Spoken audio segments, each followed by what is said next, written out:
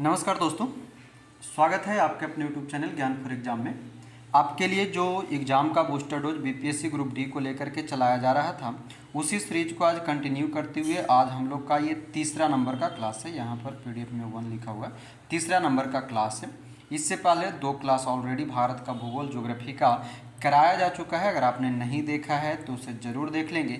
और इस वीडियो में जो हम लोग कर रहे हैं वो बेहतरीन ढंग से आपको समझते और समझाते हुए क्लास कराया जा रहा है। एक बार आप वीडियो को अंत तक देख करके देखिए, आपको विश्वास हो जाएगा कि क्लास कराया कैसे जाता है और लूसेंट पढ़ने का तरीका क्या। ठीक है, तो वीडियो को थोड़ा देखा कीजिए कुछ दूर तक, 5-10 मिनट, उसके बाद आप डिसाइड कीजिए कि हाँ क्लास कुछ इंटरेस्टेड है या नहीं।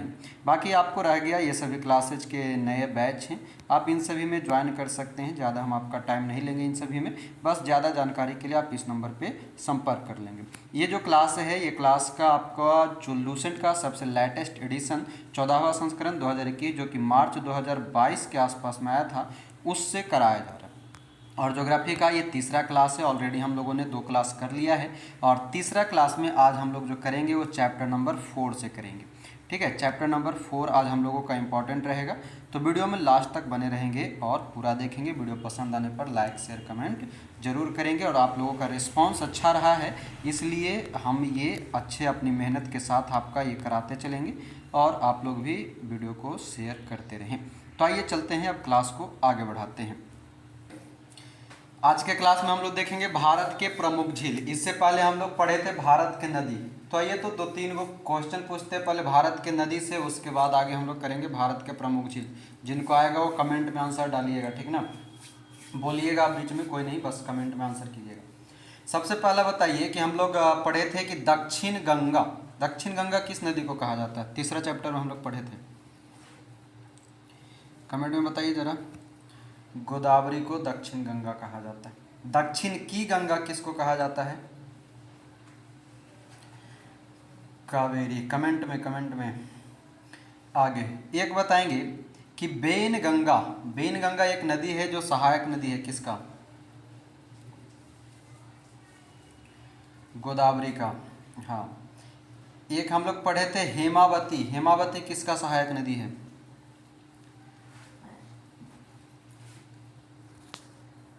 गोदावरी नहीं, कावेरी का। हेमावती कावेरी का, ठीक है। चलिए, बिहार प्रपात किस नदी पर स्थित था? टोंस नदी पर। चलिए ठीक है, नदी को 1-2 बार रिपीट कर लीजिएगा, है ना। कल कुछ नदियां जो बताए थे जिसका सहायक बहुत ही इंपॉर्टेंट था, वो सभी को और बेहतरीन ढंग से पढ़ लेंगे। बाकी आइए आज की क्लास को शुरू करते हैं। हम लोग का चौथा चैप्टर है भारत के प्रमुख झील। यहाँ से सुनते समझते चलिएगा। आइए देखते हैं, कहता है भारत के प्रमुख झील। भारत के प्रमुख झील के अंतर्गत जो है, कहता है कि भारत की सबसे बड़ी तटीय झील जो है चिल्का झील है। तटीय झील जो है चिल्का झील है, ये उड़ीसा के अंतर्गत है, जो कि एक खारे पानी की एक लैगून झील है। और याद होगा आपको कि चिल्का झील जो है हमारा पहला रामसर साइट, भारत का सबसे पहला रामसर साइट में शामिल होने वाला जो झील है वो चिल्का झील है। इसके साथ एक और एडिशनल इन्फॉर्मेशन देते हैं आपको, उसको भी याद रखिएगा। जो हमारा पहला रामसर साइट बना था चिल्का झील, उसके साथ में एक और झील शामिल हुआ था, वो झील था हमारा केवलादेव जो कि राजस्थान के अंतर्गत आता है। केवलादेव पक्षी विहार या घाना पक्षी विहार, ये भी चिल्का झील के साथ ही भारत का पहला जो है, यानी कि आप पहला क्रम में आप रख सकते हैं चिल्का झील को। बाकी उसी के साथ उसी समय केवलादेव को भी जोड़ा गया था, ये आपका एडिशनल था, उसको याद रख लीजिए। आगे कहता है कि यहाँ नौसेना का प्रशिक्षण केंद्र भी है। वर्षा ऋतु में चिल्का झील को दाया और भार्गवी नदी से जल प्राप्त होता है। यानी कि चिल्का झील जो उड़ीसा के अंतर्गत है, उसको किन नदियों से? तो दाया और भार्गवी नदियाँ, यानी कि ये दोनों नदी कहाँ पर बहने वाली है? तो उड़ीसा के आसपास के क्षेत्र में बहने वाली नदियाँ हैं। कहता है कि इस झील की लंबाई लगभग 65 किलोमीटर, चौड़ाई 8 से 20 किलोमीटर और गहराई 2 मीटर है। इससे हमको कोई मतलब नहीं है। भारत की सबसे अधिक खारे पानी की झील जो है, खारे पानी यानी कि नमकीन, वो है सांभर झील, जिसकी क्षेत्रफल में 230 किलोमीटर स्क्वायर, और ये सांभर झील राजस्थान में है। ध्यान रखेंगे, चिल्का झील भी जो है वो खारे पानी का झील है, जबकि सांभर झील जो है सबसे ज़्यादा नमकीन यानी कि सबसे ज़्यादा खारे पानी का झील है। आगे बढ़ें, तो आगे बढ़ते हैं। तो कहता है कि भारत की सबसे बड़ी मीठे पानी का झील यानी कि मीठा चीनी वाला झील जो है वो वुलर झील है, और वुलर झील क्षेत्रफल के अनुसार 160 किलोमीटर स्क्वायर है, और वुलर झील जम्मू कश्मीर के अंतर्गत आता है, और इसी वुलर झील पर हमें मिलेगा तुलबुल परियोजना। तो अगर कभी याद रखेंगे कि तुलबुल परियोजना किस झील पर स्थित है, तो वुलर झील पर स्थित है, और वुलर झील कहाँ है, तो जम्मू कश्मीर में है, यानी कि तुलबुल झील भी हमारा जम्मू कश्मीर में होगा। अब नीचे देखेंगे बॉक्स में आपको सभी झील प्रमुख दिए गए हैं, ये सभी झील को याद रखेंगे। अक्सर जो हमारा प्रश्न बनता है यहीं से कहीं ना कहीं घूम फिर करके बनता रहता है। आइए देखते हैं। कहता है डल झील, वुलर झील, बैरीनाग झील, मानसबल झील, शेषनाग झील, अनंतनाग झील और नागिन झील। डल, वुलर, बैरीनाग, मानस, शेषनाग, अनंतनाग और नागिन, ये इतना जो झील है ये सभी के सभी जम्मू कश्मीर के अंतर्गत है। और ध्यान देंगे यहाँ पर एक नाम जो है फंसने फंसाने वाला है, वो नाम है चौथा नंबर में देखेंगे मानस बल झील। हम लोग एक अभ्यारण्य पढ़ते हैं, राष्ट्रीय उद्यान पढ़ते हैं, मानस अभ्यारण्य या राष्ट्रीय उद्यान, जो कि असम के अंतर्गत आता है मानस, जबकि यहाँ पर एक मानस बल झील है जो जम्मू कश्मीर में है। तो दोनों क्लियर रखेंगे, मानस अभ्यारण्य या राष्ट्रीय उद्यान असम के अंतर्गत स्थित है, जबकि मानस बल झील वो जम्मू कश्मीर में है। आपसे जब इस तरह के प्रश्न पूछेगा, सबसे पहले मानस जो है वो सबको याद रहता है असम, और ऑप्शन भी आपको सबसे पहले असम मिलेगा। तो थोड़ा सा बेसब्री से काम किया कीजिएगा, उतावला नहीं होइएगा। आगे आता है आठवां देखेंगे। कहता है सात ताल, नैनीताल, राकसताल, मालाताल, देवताल, नौकछिया ताल और खुरपा ताल। जितने भी ताल है वो अनंत जो अधिकतर है सात, नैनी, राकस, माला, देव और नौकुचिया और खुरपा ताल, ये सभी के सभी उत्तराखंड या कहीं कहीं पर आपको उत्तरांचल लिखा हुआ मिलेगा वहाँ पर। ये कहता है हमारा सांभर झील, राजसमंद झील, उसके साथ साथ है पिछौला झील, लुनकरन झील, जयसमंद झील और फतेह सागर झील, डिंडवाना झील। ये सभी के सभी झील जो है राजस्थान में है। सबको एक बार दो बार रिपीट करके पढ़ेंगे, याद होगा। सांभर झील जिसको अभी हम लोगों ने पढ़ा था कि सबसे अधिक खारे पानी का झील है, जो कि राजस्थान के अंतर्गत ही आता है। आगे हमारा लोकटक झील, हमेशा ये पूछते रहता है लोकटक झील के बारे में। तो लोकटक झील जो है ये मणिपुर के अंतर्गत है। उसके बाद है पुलिकट झील। पुलिकट झील से आपसे प्रश्न पूछेगा कि पुलिकट झील जो है किन दो राज्यों के बीच में स्थित है या किन दो राज्यों में शामिल है, तो तमिलनाडु और आंध्र प्रदेश के अंतर्गत पुलिकट झील को रखा गया है। हुसैन सागर झील वर्तमान में तेलंगाना, पुराने किताब में आपका हैदराबाद आंध्र प्रदेश होगा, उसको चेंज कर लेंगे। हुसैन सागर झील वर्तमान में तेलंगाना के अंतर्गत है। उसके आगे है हमारा कोलेरू झील। कोलेरू झील आंध्र प्रदेश में। चिल्का झील के बारे में अभी हम लोगों ने पढ़ा, जो कि भारत का सबसे बड़ा तटीय झील के रूप में खारे पानी का और एक प्रकार का लैगून झील है, ये हमारा उड़ीसा में है। लोनार झील ज्वालामुखी झील के रूप में, ज्वालामुखी से बना हुआ एकमात्र है, महाराष्ट्र के अंतर्गत। बेम्बानाड झील अभी हमने आपसे प्रश्न किया था, वो आपका केरल में, अष्टमुड़ी झील केरल में और पेरियार झील केरल में। कल हम लोगों ने पेरियार झील, पेरियार नदी के बारे में पढ़ा था। तो पेरियार नदी और पेरियार झील दोनों केरल के अंतर्गत मिलेगा, और पेरियार नदी के अंतर्गत ही पेरियार झील है, जो कि केरल में प्रवाहित होता है। ये सभी प्रमुख जो है 25-30 हमारा जो था वो झील है प्रमुख, जो कि अक्सर पूछे जाते हैं यहीं आसपास से प्रश्न, तो याद रख लेंगे। बाकी एक हम लोगों ने यहाँ पर जब अभी पढ़ रहे थे मीठे पानी की झील जो वुलर झील है, वहाँ पर एक चीज़ आप नोट कर सकते हैं, लिख लीजिएगा पेज में, विवर्तनिक बनाता है ये, ठीक है। बड़े मीठे पानी का जो झील वुलर झील है वो विवर्तनिक बनाता है, उसको याद कर लीजिएगा। और वहाँ पर जो है आसपास में झेलम नदी बहेगा। आगे आइए। कहता है कि भारत की सबसे बड़ी कृत्रिम झील, कृत्रिम का मतलब होता है आर्टिफिशियल यानी कि मानव निर्मित, जो कि गोविंद बल्लभ पंत सागर है, जो रिहन नदी पर बनाया गया है। दोनों याद रखेंगे, भारत की सबसे बड़ी कृत्रिम झील गोविंद बल्लभ पंत सागर और रिहन नदी पर है। पहाड़ियों से घिरे अभिकेंद्रीय अपवाह वाले विस्तृत समतल गर्त को बॉल्सन कहा जाता है। पॉइंट याद रखेंगे, पहाड़ी से घिरे हुए अभिकेंद्रीय अपवाह वाला जो बड़ा सा क्षेत्र समतल गर्त की ओर जाता है उसे बॉल्सन के नाम से जाना जाता है। ऊट कड़ाल पुल जो कि डल झील के बीच में स्थित है, अभी हम लोगों ने पढ़ा था डल झील कहाँ पर है, तो वह है जम्मू कश्मीर के अंतर्गत। तो ऊट कड़ाल पुल जम्मू कश्मीर के अंतर्गत डल झील के बीच में स्थित है, और इसका अधिकांश भाग निशांत बाग से दिखाई देता है। निशांत बाग जो है ये आपका कहाँ पर मिलेगा, तो ये मिलता है जम्मू कश्मीर के अंतर्गत। नोट कहता है कि भारतीय राष्ट्रीय कला एवं सांस्कृतिक धरोहर ट्रस्ट जो है INTACH, Indian national trust for art and culture heritage ने जर्मनी की सहायता से 17वीं शताब्दी के ऊट कडाल पुल को पुनरुद्धार करने का फैसला किया। यानी कि आपसे डायरेक्टली प्रश्न ये पूछ ले कि जो ऊट कडाल पुल है वो किसकी सहायता से फिर से बनाया जा रहा है, तो जर्मनी की सहायता से। चौरस सतह तथा अनप्रवाहित द्रोणी वाली छोटी झील को पलाया कहते हैं। अक्सर प्रश्न पूछा जाता है कि पलाया क्या होता है, तो पलाया कहने का मतलब है चौरस सतह यानी कि चौकोर रहेंगे, अन्य प्रवाहित द्रोणी यानी कि वहाँ पर जो जगह होगा उस जगह में पानी की प्रवाह ज़्यादा नहीं होगा, और वैसे छोटी झीलों को हम क्या कहते हैं, पलाया कहते हैं। इसमें वर्षा का पानी जमा होता है परंतु जल्द ही भाप बनकर उड़ जाता है, और अधिक नमक वाली पलाया को सैलिनास कहते हैं। अधिक प्लाया यानी कि जो प्लाया जो होगा चौरस सतह होगा जो कि अप्रवाहित पानियों का समूह होगा, संग्रह होगा, उसमें अगर नमक की मात्रा ज़्यादा हो यानी कि खारापन ज़्यादा हो तो वो क्या कहलाता है, सैलिनास कहलाता है। साल्ट को हम लोग इंग्लिश में मतलब कि नमक को इंग्लिश में साल्ट कहते हैं, वहाँ से इसको आप जोड़ सकते हैं साल्ट सैली ऐसा करके, तो सबसे अधिक नमक वाली प्लाया सैलिनास कहलाता है।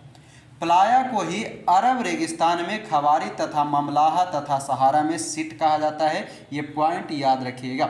पलाया किसको कहा गया, तो जो अप्रवाहित द्रोणी है, चौरस सतह है, उसको हम जो पानी जमा होता है उसको पलाया कहते हैं। उसी पलाया को हम सैलिनास कहते हैं जब अधिक नमक की मात्रा हो जाती है तब, और उसी पलाया को अरब के रेगिस्तान में खवारी के नाम से जाना जाता है और ममलाहा कहा जाता है, जबकि सहारा रेगिस्तान की तरफ जाएंगे तो वो सिट के नाम से जाना जाएगा। आगे कहता है कि सांभर एवं डेडवाना थार मरुस्थल के पूर्वी सिरे पर खारे पानी का झील है। यानी कि यहाँ पर भी आपको एक और खारे पानी का झील आया। तो अभी तक हमने दो पढ़ा था, एक था हमारा चिल्का झील जो कि खारे पानी का झील था, दूसरा हमने पढ़ा सबसे अधिक खारे पानी का झील वो था सांभर, और एक अन्य जो हमें मिला ये मिला डेडवाना झील। और डेडवाना झील अभी हमने पढ़ा था कि राजस्थान में स्थित है, और सांभर भी राजस्थान में है जो कि थार मरुस्थल जो कि भारत का हिसाब से सबसे बड़ा जो थार मरुस्थल है उसके पूर्वी सिरे पर खारे पानी का झील है। सांभर झील बॉल्सन का, जबकि डिडवाना झील पलाया का उदाहरण है। अभी हम लोगों ने जस्ट पढ़ा कि पलाया किसको कहते हैं, जो अप्रवाहित द्रोणी होता है वैसे क्षेत्र को पलाया कहते हैं, जबकि बॉल्सन उसको कहते हैं जो पहाड़ियों से घिरा हो मगर उसमें जल का प्रवाह निरंतर होता रहे, उसे हम बॉल्सन कहते हैं। यानी कि सांभर झील जो है उसमें नदियों का पानी भी आता है और वो प्रवाहित होता है, जबकि पलाया यानी कि डिडवाना झील जो है सिर्फ बारिश के पानी से बना हुआ है। आगे, भारत में सबसे अधिक ऊंचाई पर स्थित झील चोलामू झील है जो कि सिक्किम में है, याद रखेंगे। भारत में सबसे अधिक ऊंचाई पर स्थित झील जो कि चोलामू झील है, और कहाँ स्थित है, तो सिक्किम के अंतर्गत स्थित है। और तीस्ता नदी का उद्गम किस झील से होता है, तो चोलामू झील से होता है। तीस्ता नदी के बारे में भी हम लोगों ने कल पढ़ा था, और ध्यान रखिएगा तीस्ता और ताप्ती दो नाम आपको उच्चारण के रूप में कहीं कभी फंसाएगा, तो याद रखिएगा। ताप्ती जो था कल हम लोग पढ़े थे मध्य प्रदेश के आसपास से निकलता है, मुल्ताई के आसपास से, जबकि तीस्ता नदी जो है वो सिक्किम के चोलामू झील से निकलता है। तो दोनों ध्यान में रखेंगे, ताप्ती आपका मध्य प्रदेश में जबकि तीस्ता सिक्किम के आसपास में। आगे कहता है कि महाराष्ट्र के बुल्ढाना जिले में स्थित लोनार झील ज्वालामुखी उद्गार से यानी कि ज्वालामुखी के फटने के कारण ये बना था लोनार झील। उकाई जो कि गुजरात के अंतर्गत है, ताप्ती नदी पर स्थित मानव निर्मित झील है। ध्यान देंगे उकाई जो है उकाई झील वो ताप्ती नदी पर स्थित है जो कि एक प्रकार का मैनमेड झील है। और ऐसा ही अभी हम लोगों ने ऊपर पढ़ा था कि भारत का सबसे बड़ा कृत्रिम झील गोविंद बल्लभ पंत सागर जो कि रिहन नदी पर उत्तर प्रदेश के अंतर्गत बनाया गया है। राणा प्रताप सागर, जवाहर सागर राजस्थान और गांधी सागर मध्य प्रदेश चंबल नदी पर है। यानी कि एक ही नदी पर, यानी कि एक नदी है चंबल नदी, उसी चंबल नदी के एक कोने पर यानी कि राजस्थान तरफ में राणा और जवाहर सागर है, जबकि मध्य प्रदेश में गांधी सागर है। इसको याद रखिएगा। और अक्सर ये प्रश्न पूछता है, लोग कंफ्यूजन में रह जाते हैं कि राणा प्रताप सागर मध्य प्रदेश में है कि राजस्थान मध्य प्रदेश में है कि गांधी सागर मध्य प्रदेश में है। तो आप लोगों को हमने पहले भी बहुत बार क्लास में बताया है कि जो गांधी सागर है, या अगर आप गांधी जी को रिलेट कर दें तो गांधी जी हमेशा वो बीच में रहा करते थे, यानी बीच मतलब मध्य, मध्य मतलब मध्य प्रदेश, बाकी राणा और जवाहर दोनों राजस्थान में। अगर इससे भी याद नहीं रहता है तो राणा प्रताप, महाराणा प्रताप को याद कीजिए, जो कि राज किया करते थे अपने समय में। और जवाहर सागर यानी कि जवाहरलाल नेहरू भी भारत के प्रथम प्रधानमंत्री बनकर के भी उन्होंने भारत पर राज किया था। इस तरह से उसको रिलेट कर सकते हैं। बाकी जिनको जैसे याद रहता है उस तरह से याद कर लेंगे। ये मेरा अपना फंडा था, बता दिए। आगे कहता है कि नागार्जुन सागर, जो कि नालगोंडा जिला तेलंगाना तथा गुंटूर जिला आंध्र प्रदेश, कृष्णा नदी पर निजाम सागर तेलंगाना के अंतर्गत, मंजरा नदी पर तुंगभद्रा कर्नाटक के अंतर्गत, तुंगभद्रा नदी पर मानव निर्मित झील है। फिर से समझेंगे। कहता क्या है कि नागार्जुन सागर जो है कृष्णा नदी पर निजाम सागर, मंजरा नदी पर तुंगभद्रा यानी कि तुंगभद्रा नदी पर मानव निर्मित झील है। यानी कि नागार्जुन सागर पुनः एक मानव निर्मित झील के रूप में प्राप्त हुआ। जैसा कि हमने पीछे पढ़ा गोविंद बल्लभ पंत सागर, और एक पढ़ा था हमने उकाई झील। ये दो जो है, और तीसरा हमारा मिला नागार्जुन सागर। ये सभी जो है कृष्णा नदी पर, उसके साथ साथ मंजरा नदी पर और तुंगभद्रा नदी पर इस तरह से बना हुआ है। और याद रखिएगा ये सभी आंध्र प्रदेश और तेलंगाना के आसपास के हिस्सा में है। लोकटक झील जो कि मणिपुर में है, पूर्वोत्तर भारत में मीठे पानी का झील। ध्यान रखेंगे, पूर्वोत्तर भारत में मीठे पानी का झील जो है सबसे बड़ी झील के रूप में जाना जाता है। इस झील में केबुल लामजाओ नाम का तैरता हुआ राष्ट्रीय पार्क भी है, जो कि कहा जाता है कि एकमात्र तैरता हुआ पार्क कौन सा है, तो केबुल लामजाओ राष्ट्रीय पार्क, जो कि लोकटक झील के अंतर्गत है। और लोकटक झील मीठे पानी की सबसे बड़ी झील के रूप में पूर्वोत्तर भारत यानी कि सेवन सिस्टर के आसपास के हिस्सा में आता है। हुसैन सागर झील जो कि हैदराबाद और सिकंदराबाद के मध्य में स्थित है। ध्यान रखेंगे, हुसैन सागर झील जो है हैदराबाद और सिकंदराबाद के मध्य में स्थित है, जिसे हम पहले जुड़वा शहर के नाम से जाना करते थे। और वर्तमान में जो हैदराबाद है वो तेलंगाना के अंतर्गत है, जबकि सिकंदराबाद आंध्र प्रदेश के अंतर्गत चला गया है। पश्चिमी तट पर स्थित वेम्बनाड झील केरल जो है एक लैगून झील है। ध्यान रखेंगे, लैगून झील के रूप में वेम्बनाड झील भी है, लैगून झील के रूप में हमारा चिल्का झील भी था। तो ये दोनों को याद रखेंगे। कभी कभी हमसे प्रश्न पूछता है कि निम्न में से कौन सा लैगून झील नहीं है। आपको 3 ऑप्शन इस तरह के दे देंगे, बाकी एक ऑप्शन कोई और रहेंगे। तो पश्चिमी तट पर स्थित है वेम्बनाड झील जो कि केरल में है, और लैगून झील है, और इसी झील में वेलिंगटन द्वीप भी स्थित है, जहाँ पर नौकायान, जो राष्ट्रीय नौकायान नौका दौड़ जो होता है वो होता है। और सबसे इंपॉर्टेंट वाली बात कि भारत का सबसे छोटा राष्ट्रीय राजमार्ग यानी कि नेशनल हाईवे NH-47A वेलिंगटन द्वीप पर स्थित है। तो इसको बेहतरीन ढंग से याद रखना है कि नेशनल हाईवे 47 जो कि भारत का सबसे छोटा नेशनल हाईवे है, किस द्वीप पर स्थित है, तो वेलिंगटन द्वीप पर स्थित है। वेलिंगटन द्वीप किस राज्य में है, तो केरल में है। किस झील के अंतर्गत आता है, तो वेम्बनाड झील के अंतर्गत आता है।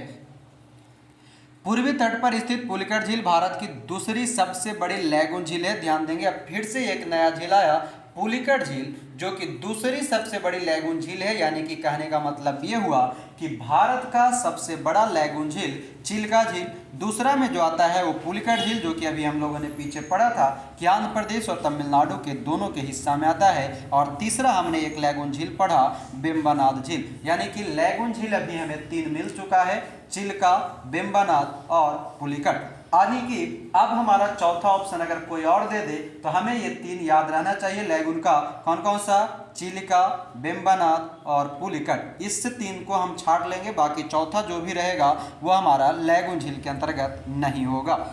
आगे आइए, क्या कह रहा था कि पूर्वी तट पर स्थित पुलिकट झील भारत की दूसरी सबसे बड़ी लैगून झील है। इसका भाग जो है लगभग 84% आंध्र प्रदेश में और 16% तमिलनाडु में। बैरियर टापू, ध्यान देंगे एक नया नाम है बैरियर टापू, जिसका अभी हम लोग जो अधिकांश जानते हैं उसे हम श्रीहरिकोटा कहते हैं। इसी श्रीहरिकोटा जो है बंगाल की खाड़ी में स्थित है और इसी श्रीहरिकोटा के द्वीप पर क्या है तो सतीश धवन उपग्रह प्रक्षेपण केंद्र स्थित है।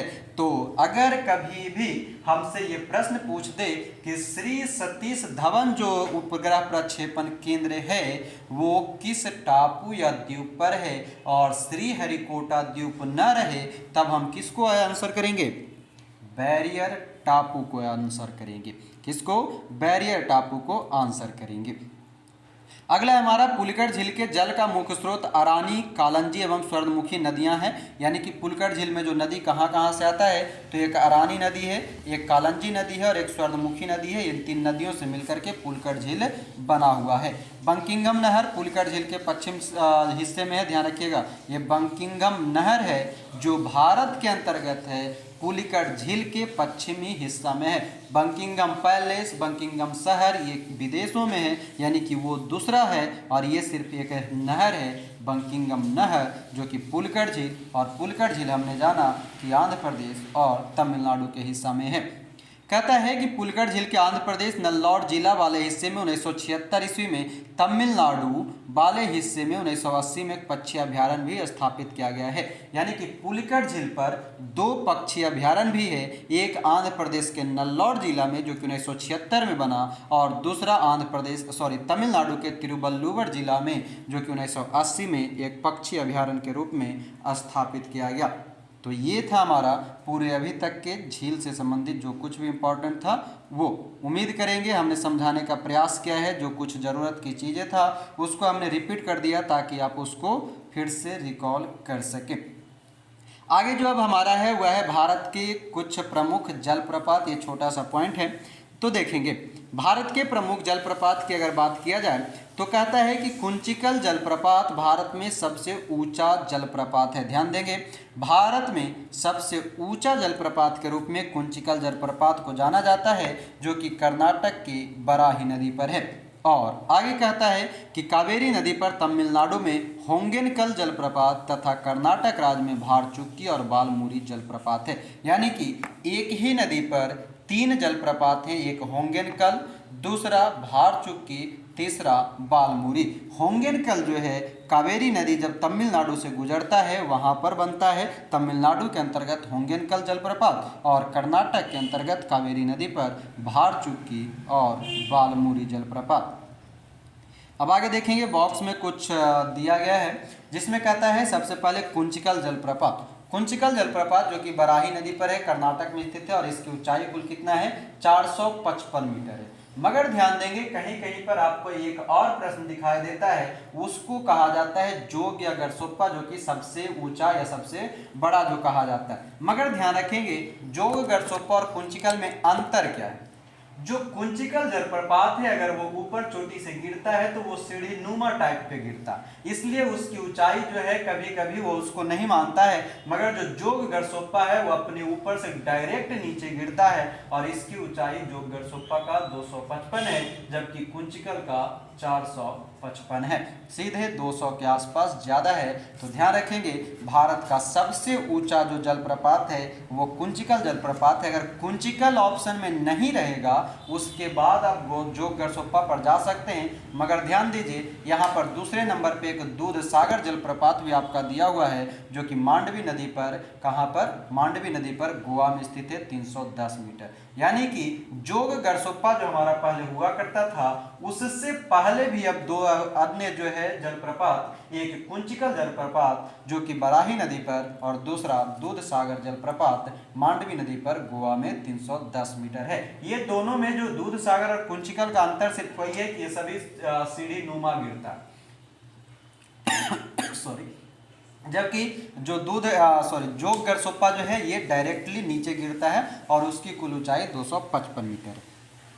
अगला आता है हमारा यन्ना। यन्ना जो जलप्रपात है ये आपका नर्मदा नदी पर है, मध्य प्रदेश के अंतर्गत 183 मीटर। शिव समुद्रम अक्सर पूछा करता है, कावेरी नदी पर है और कावेरी नदी पर कहाँ पर तो 90 मीटर के आसपास में है।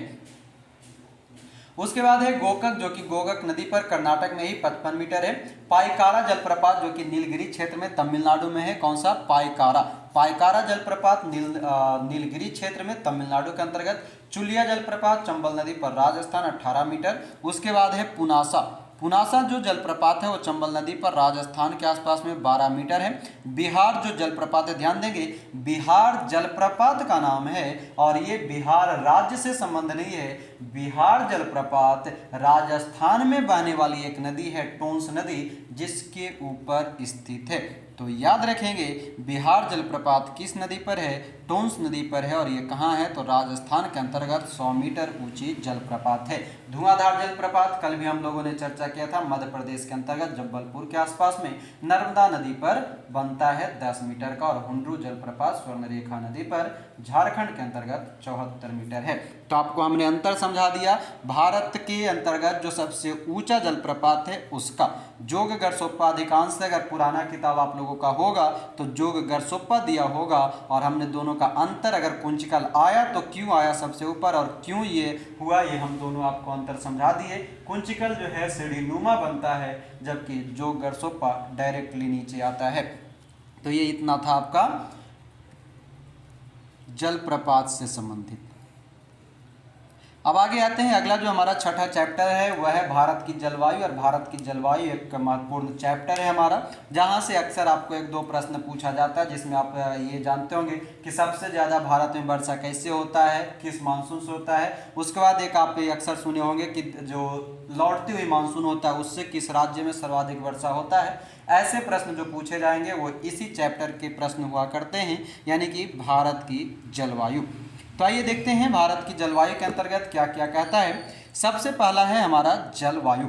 जलवायु आखिर हम कहते क्या है, तो किसी भी क्षेत्र में लंबे समय तक, यानी कि जलवायु का मतलब ये होता है कि कोई भी हिस्सा हो, उस हिस्से में अगर वो स्थिति लंबे समय तक रह जाए तो उस ही स्थान पर उस स्थिति को हम क्या कहते हैं, जलवायु कहते हैं। और याद रखेंगे, जो आपको याद रखने वाली है कि भारत की जलवायु उष्णकटिबंधीय मानसूनी है। क्यों है, क्योंकि अगर हम मैप में देखते हैं भारत को तो भूमध्य सागर जाता है, उसके हिस्से में आसपास में आता है, इस कारण से उष्णकटिबंधीय मानसूनी जलवायु भारत का आता है। अगला होता है मौसम।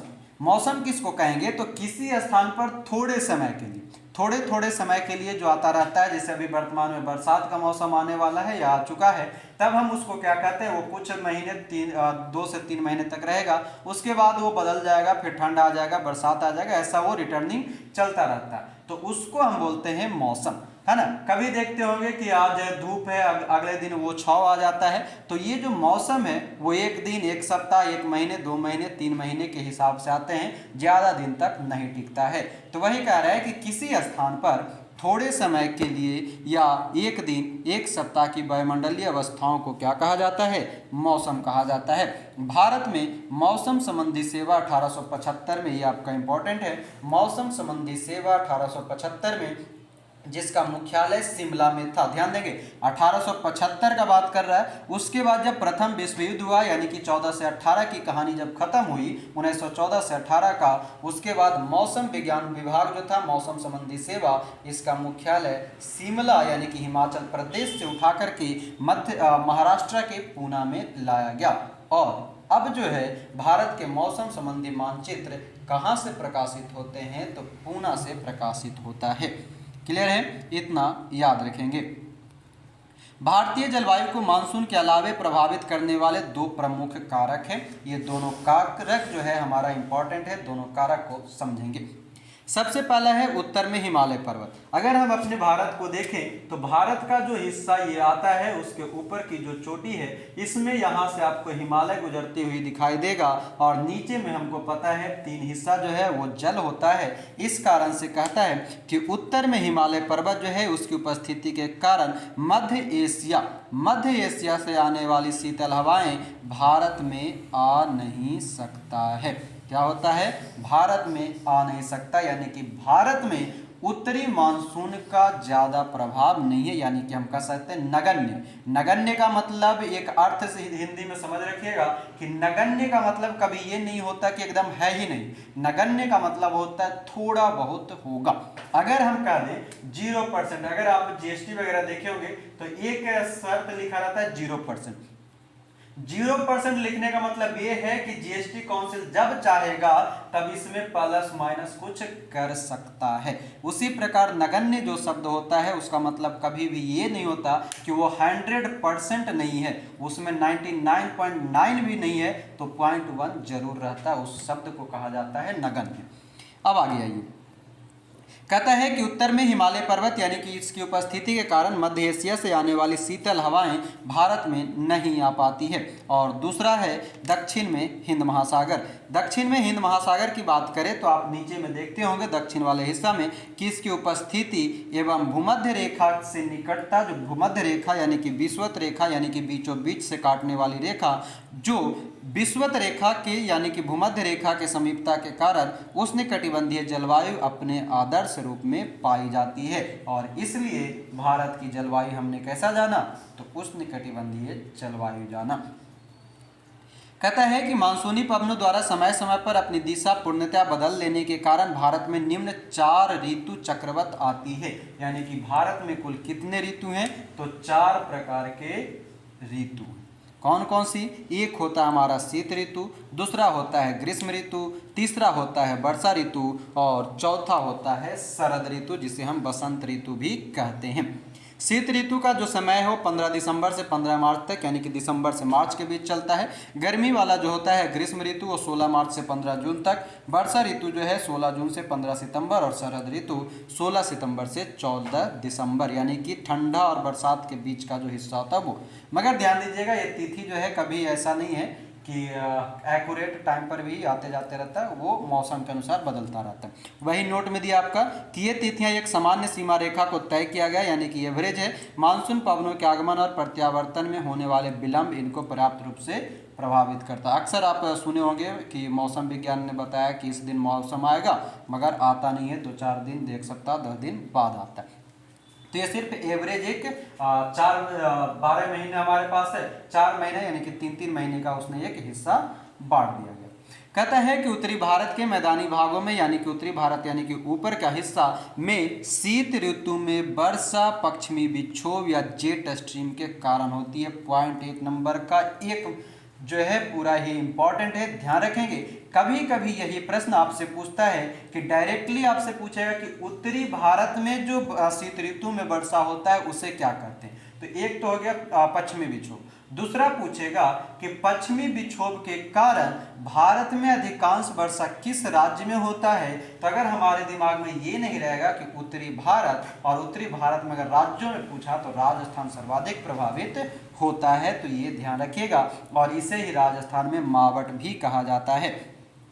कभी अगर आपके ऑप्शन में राजस्थान ना हो, राजस्थान के अलावा अगर आपके दिमाग में पूरे राज्यों का मैप आपके दिमाग में है और आपको थोड़ा सा प्रश्न फंसाने के लिए वो क्या करेगा, 4 ऑप्शन में से 3 ऑप्शन दक्षिण भारतीय राज्य का दे देगा और एक ऑप्शन आपका मध्य प्रदेश के ऊपर का कोई भी दे देगा, यानी कि कर्क रेखा जो हमारा बीचों बीच जाता है उसके ऊपर का कोई राज्य दे देगा।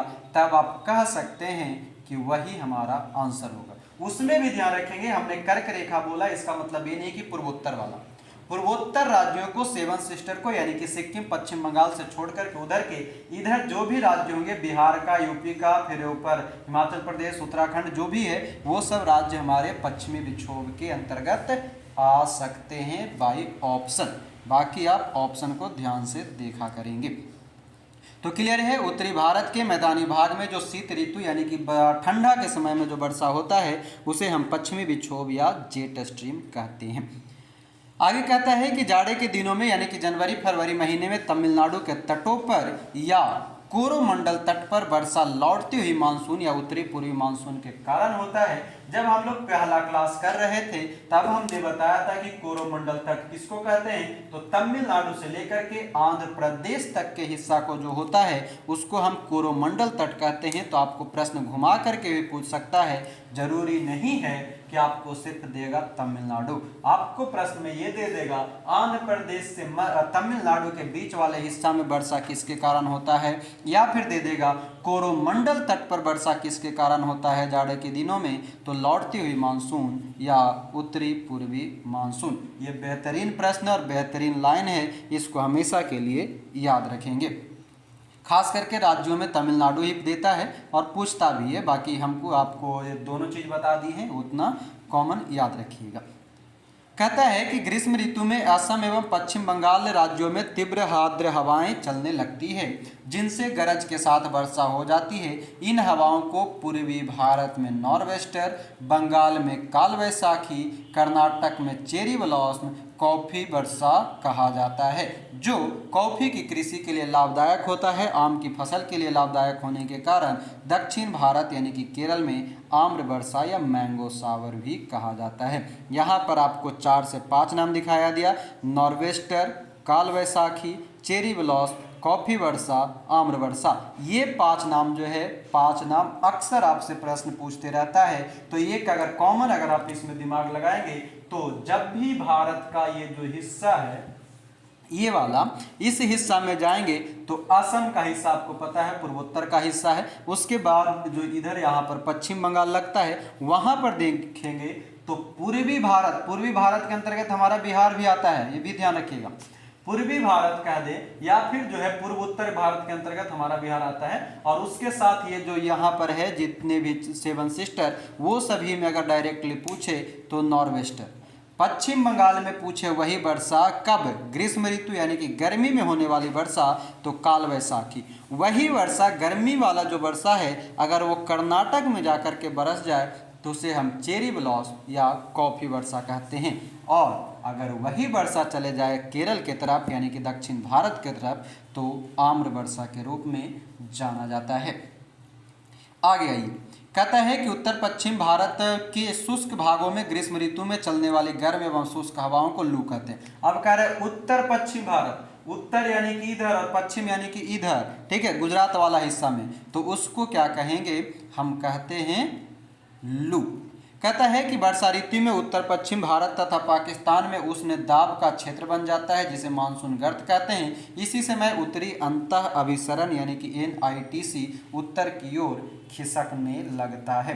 क्या कह रहा है कि वर्षा ऋतु में उत्तर पश्चिम भारत यानी कि भारत का उत्तरी पश्चिमी हिस्सा और पाकिस्तान के हिस्सा में उष्ण दाब के कारण यानी कि प्रेशर के कारण मानसून गर्त बन जाता है। और मानसून गर्त बनने के कारण अंतः उष्ण अभिसरण जो है उत्तर की ओर खिसकने लगती है, यानी कि दिशा भी आपको याद रखना होगा। कहाँ पर खिसकेगा, तो उत्तर की ओर खिसकता है। कहता है कि जिसके कारण विषुवत रेखीय पछुआ पवन एवं दक्षिणी गोलार्ध की दक्षिणी पूर्वी वाणिज्यिक पवन विषुवत रेखा को पार कर फेरेल के नियम का अनुसरण करते हुए, नियम देखेंगे किसका है, फेरेल के नियम का अनुसरण करते हुए भारत में प्रवाहित होने लगती है, जिसे हम दक्षिण पश्चिम मानसून कहते हैं। और भारत में अधिकांश वर्षा लगभग 80% तक इसी मानसून से यानी कि दक्षिण पश्चिम मानसून से होता है।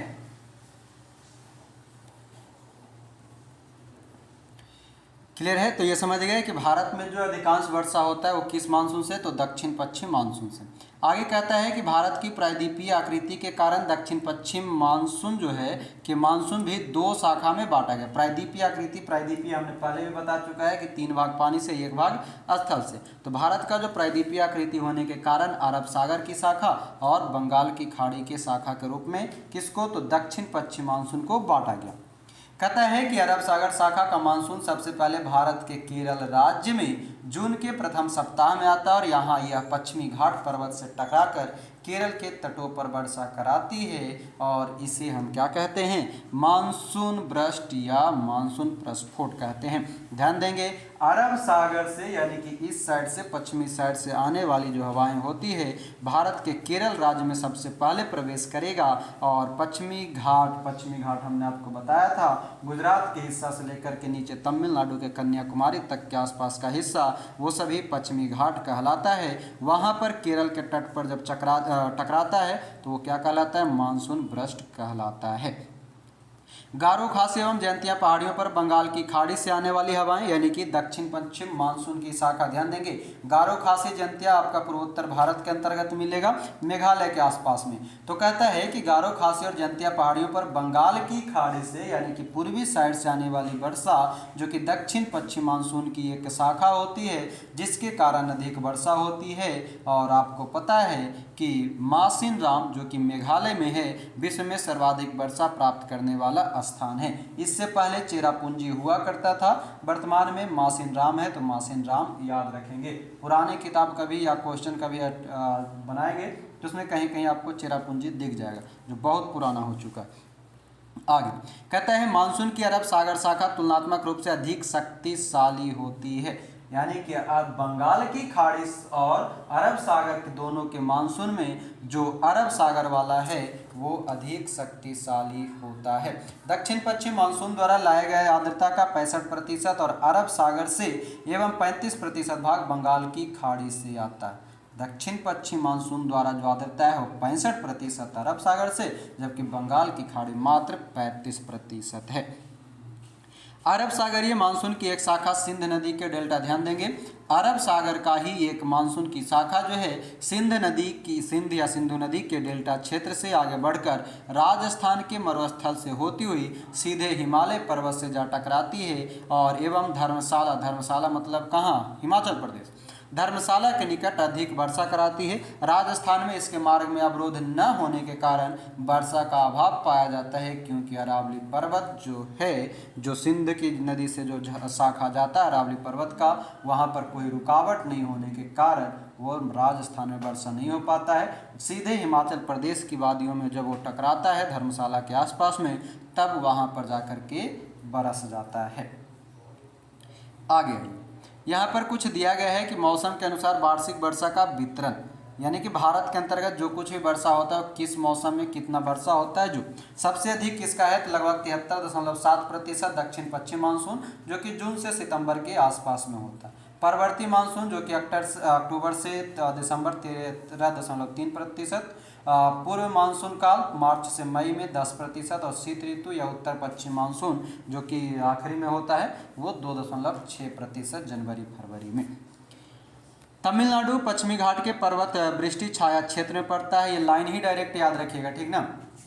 तमिलनाडु जो है वो पश्चिमी घाट के पर्वत वृष्टि छाया, पर्वत वृष्टि का मतलब होता है पश्चिमी घाट के जो पर्वत है उसके विपरीत छाया में जो है उसे कहा जाता है पर्वत वृष्टि, यानी कि अपोजिट।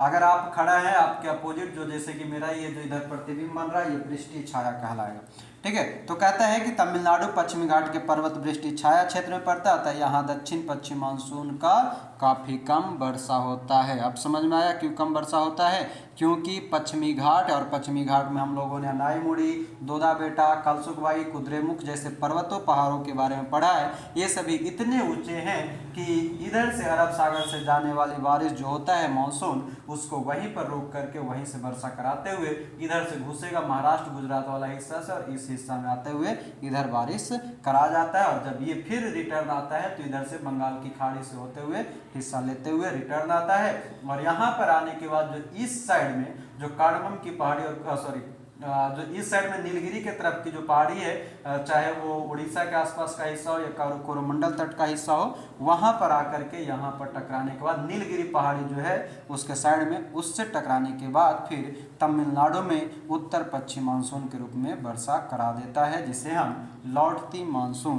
कहते हैं। कहता है कि तमिलनाडु में शरदकालीन वर्षा उत्तर पूर्वी मानसून के कारण ही होता है। अब देखेंगे यहाँ बॉक्स में एक बहुत बढ़िया पॉइंट दिया है, एल नीनो और भारतीय मानसून में तुलना किया गया। कहता है कि एल नीनो आखिर होता क्या, तो एल नीनो एक जटिल मौसम तंत्र है जो हर 5 या 10 साल बाद प्रकट होता है, यानी कि इसकी स्थिति भी याद रखेंगे। इसके कारण संसार के विभिन्न भागों में सूखा, बाढ़ और मौसम की चरम अवस्थाएं होती है, यानी कि एल नीनो के कारण प्राकृतिक घटनाओं में सूखा भी है तो बाढ़ भी है, तो मौसम की अलग अलग चरण भी होते हैं। कहता है कि पूर्वी प्रशांत महासागर, ध्यान दीजिएगा यहाँ पर बहुत से लाइन दिखेंगे, पूर्वी प्रशांत महासागर में पेरू के तट के निकट उष्ण समुद्री धारा के रूप में प्रकट होता है। एल नीनो की धारा कैसी है? तो उष्ण है, मतलब कि गर्म है। इससे भारत सहित अनेक स्थानों का मौसम प्रभावित होता है। एल नीनो भूमध्य रेखीय उष्ण समुद्री धारा का विस्तार मात्र है। किसका? भूमध्य रेखा का। डायरेक्टली याद रखेंगे, जो अस्थायी रूप से ठंडी पेरुवियन अथवा हम्बोल्ट धारा पर प्रतिस्थापित हो जाता है। पेरुवियन धारा को ही हम हम्बोल्ट धारा कहते हैं, और ये कह रहा है कि एल नीनो जो है उसी पर जाकर के रुक जाता है, और यह धारा पेरू तट के जल का तापमान 10 डिग्री सेल्सियस तक बढ़ा देती है, और इसके निम्नलिखित परिणाम होते हैं। यानी कि एल नीनो की अवस्था को समझ के रखिएगा, और एल नीनो बनने के बाद आखिर होता क्या है वो समझिए। तो पहला कहता है कि अगर एल नीनो बने तो भूमध्य रेखीय वायुमंडलीय परिसंचरण में विकृति आ जाता है, यानी कि भूमध्य रेखा के आसपास का जो हिस्सा है उसमें समुद्र जल में के वाष्पन में अनियमितता आ जाता है, यानी कि वाष्पन जो है अधिक होना शुरू हो जाएगा या फिर कम ही हो जाएगा। दूसरा कहता है कि प्लवक की मात्रा में कमी, जो उत्प्लवन बल वगैरह जो पढ़ते हैं उसके लिए कह रहा है, जिससे समुद्र में मछलियों की संख्या घट जाती है। और कहता है कि भारत में मानसून की लंबी अवधि के पूर्वानुमान के लिए एल नीनो का प्रयोग किया जाता है। लंबी अवधि मतलब 2-4 साल 5 साल में भारत में कैसी घटनाएं हो सकती है, उसके लिए जो घटना बताया जाता है वो एल नीनो की सहायता से होता है। नोट में दिया है कि एल नीनो का शाब्दिक अर्थ बालाकीसा है, क्योंकि यह धारा दिसंबर के महीने में क्रिसमस के आसपास आती है। पेरू जो कि दक्षिणी गोलार्ध में है, दिसंबर गर्मी का महीना होता है, यानी कि पेरू में 10 दिसंबर के महीने में क्या होता है? गर्मी का महीना होता है। आगे बढ़ते हैं, आगे क्या कहता है? कहता है शरद ऋतु में मानसून प्रत्यावर्तन का काल, यानी कि रिट्रीटिंग मानसून सीजन कहा जाता है। शरद ऋतु को क्या कहेंगे? मानसून प्रत्यावर्तन का काल कहते हैं। इस ऋतु में बंगाल की खाड़ी एवं अरब सागर में उष्णकटिबंधीय चक्रवातों की उत्पत्ति होती है। इन चक्रवातों से पूर्वी तटीय क्षेत्रों में मुख्यतः आंध्र प्रदेश और ओडिशा तथा पश्चिमी क्षेत्र में गुजरात में काफ़ी क्षति पहुंचता है। कब? शरद ऋतु का बात कर रहा है, यानी कि शरद ऋतु हम उसको कहते हैं जो सितंबर से दिसंबर के आसपास में चलता है, उसको कहते हैं शरद ऋतु, और मानसून प्रत्यावर्तन का काल कहलाता है। प्रभावित क्षेत्र कौन सा है? तो पूर्वी तट से आंध्र प्रदेश ओडिशा, जबकि पश्चिमी तट से गुजरात। और ये कैसा? तो बंगाल की खाड़ी और अरब सागर दोनों तरफ से उष्णकटिबंधीय चक्रवात की उत्पत्ति कर देता है। आखिरी पॉइंट कहता है कि प्रत्यावर्ती मानसून या मानसून निवर्तन से सबसे अधिक वर्षा तमिलनाडु में होता है। एक हमने पढ़ा उत्तर पश्चिम या द लौटती मानसून, वो एक हो गया। एक और कह रहा है कि प्रत्यावर्ती मानसून या मानसून निवर्तन से अधिक वर्षा कहाँ पर? तो तमिलनाडु में होता है। तो इंतजार नहीं करेंगे क्वेश्चन में कि लौटती मानसून पूछ रहा है कि उत्तर पश्चिम मानसून का बात कर रहा है। आपको एक नाम और याद रखना है, वह है प्रत्यावर्ती मानसून, या फिर एक और नाम है मानसून निवर्तन। ये सभी के कारण तमिलनाडु में अधिक वर्षा होता है। तो ये था हमारा पूरे चैप्टर नंबर 6, है ना। चैप्टर नंबर 6 में जो भी है भारत की जलवायु है, ये हमारा कंप्लीट हुआ, और उम्मीद करेंगे आप लोग समझे होंगे। तो उम्मीद करेंगे कि आप लोगों को ये समझ में आया होगा, और हमने प्रयास किया है आपको बेहतरीन ढंग से इसको समझाने का। जितना संभव हुआ उतना हमने समझाया है। फिर भी आपको कोई कमी दिखे तो आप ज़रूर हमें कमेंट में बताया करें कि हाँ कुछ और भी बेहतर हो सकता है। बाकी हमारा प्रयास पूरा था, हमने पूरी जोर दम से इसको समझाने का प्रयास किया। इसी चीज़ को अगर आप पढ़े रहते कहीं ऑफलाइन या कहीं और भी, तो अच्छे खासे पैसे दे करके आपको यही चीज़ पढ़ने के लिए मिलता। तो आप इस तरह से इसको पढ़ते रहिए, कंटिन्यू बने रहें। बस आपसे एक सहयोग चाहिए कि वीडियो को लाइक किया करें, और साथ ही साथ अपने दोस्तों तक इसे शेयर किया करें, ताकि हम भी उसी जोश और उमंग के साथ आपको पढ़ाते रहें, समझाते रहें, और आप लोग को आपके मंजिल तक पहुंचने में हम थोड़ा साथ दे सकें। तो मिलते हैं अगले वीडियो में। अगला आपका बायोलॉजी भी रहता है, तो बायोलॉजी भी आप लोग क्या करेंगे, बायोलॉजी के साथ मिलते हैं। अभी के लिए आपका बहुत बहुत धन्यवाद। जय हिंद।